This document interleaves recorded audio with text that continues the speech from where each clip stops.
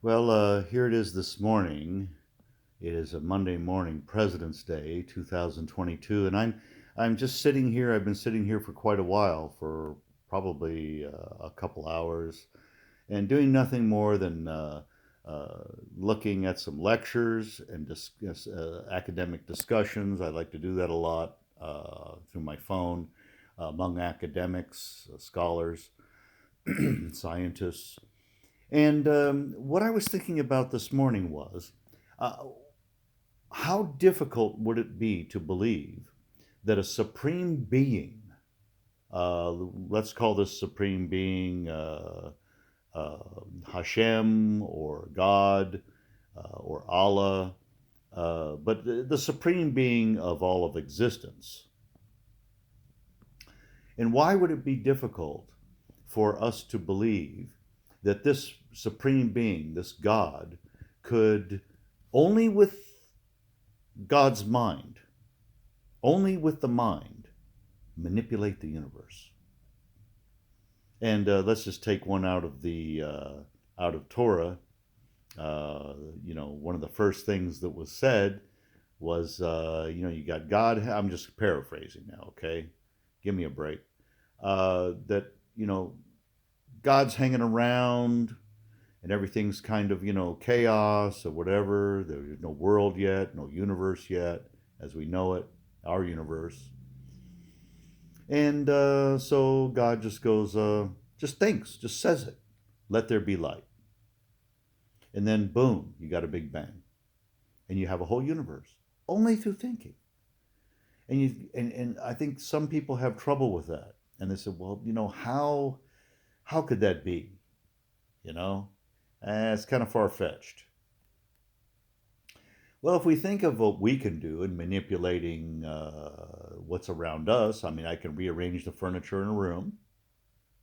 I can take various materials and combine them to make something new.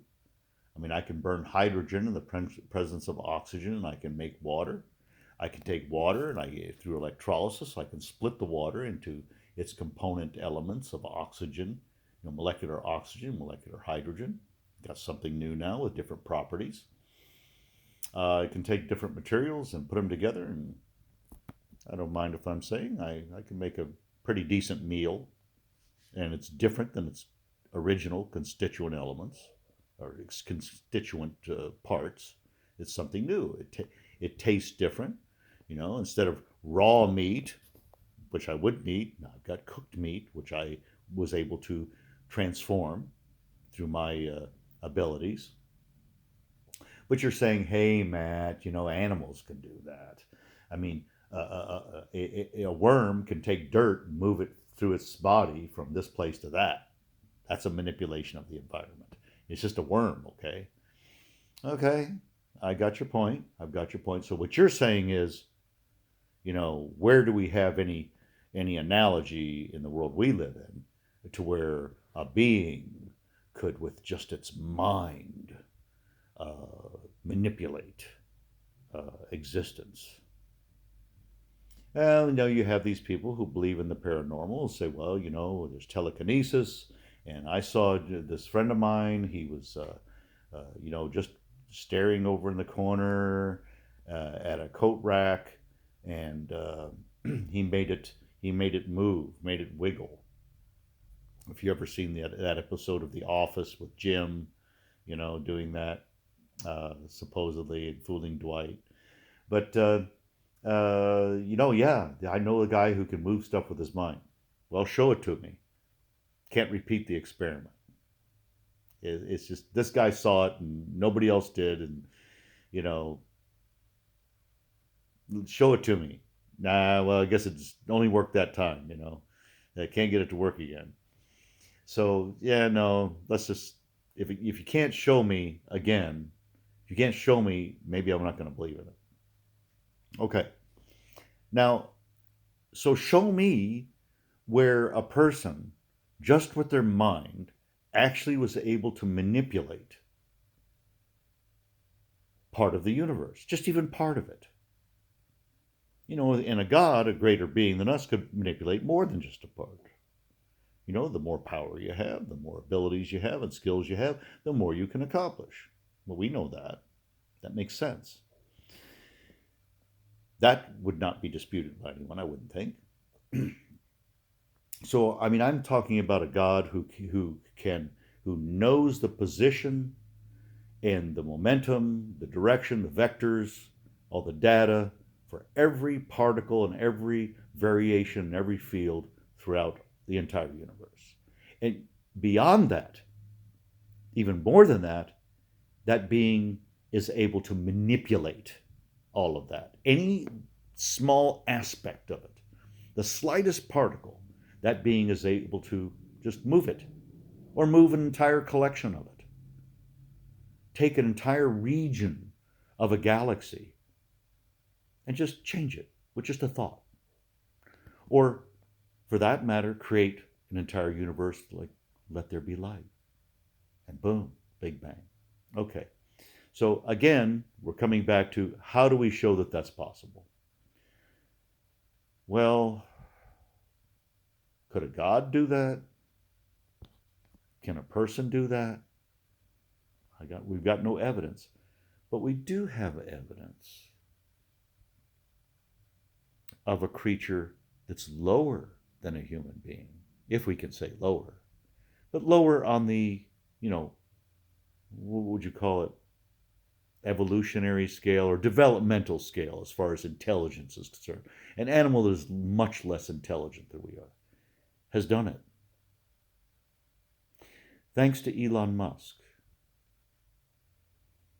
Neuralink. A Neuralink was installed, the apparatus, into a monkey. And that monkey, using Neuralink, was able to, just through thinking, just sitting there, not moving, just through thinking, able to play a video game. That old one, Pong. I got that when it first came out. I remember Pong. It was wonderful at the time. But yet this monkey is able to manipulate part of its surroundings, this video game, external to itself, with only its mind and the use of a particular technology. But only with its mind. It doesn't have to push a button. The monkey can say, let the light move from this point to this point. I mean, you could have the monkey be able, in a dark room, to have a light turn on. And the monkey could just say, let there be light. And the light turns on without moving a muscle, only with its mind. You could go further than that. A Neuralink could be installed in a human then. And a human could go around and say, I want this water separated into its constituent elements, hydrogen and oxygen. Let it happen. And it happens. I want them recombined. And they're combusted together. And from hydrogen and oxygen, I have created water. And we can go further and further and further. So, how could a supreme being manipulate a universe? Well, it has more abilities and skills than we have, but fundamentally, pretty much doing the same thing that a monkey can do, but just on a grander scale.